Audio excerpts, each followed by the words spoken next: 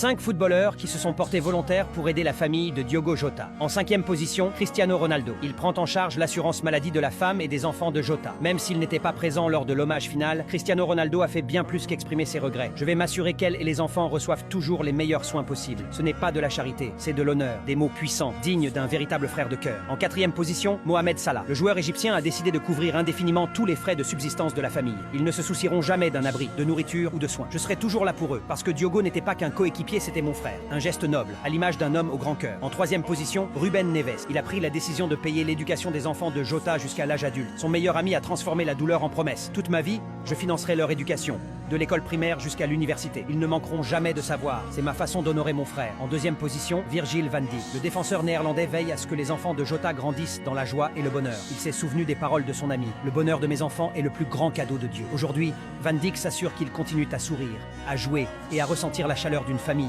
malgré l'absence de leur père. Et enfin, en 1re position, Lamine Yamal. À seulement 17 ans, le jeune prodige espagnol a montré une maturité exceptionnelle. Il a pris la responsabilité de tous les voyages de la famille Jota pour qu'il ne se sente jamais seul. J'ai perdu un frère, alors je ferai tout pour que sa famille se sente accompagnée, partout où elle ira. Alors, selon vous, qui a montré le plus grand acte fraternel? Donnez votre avis dans les commentaires.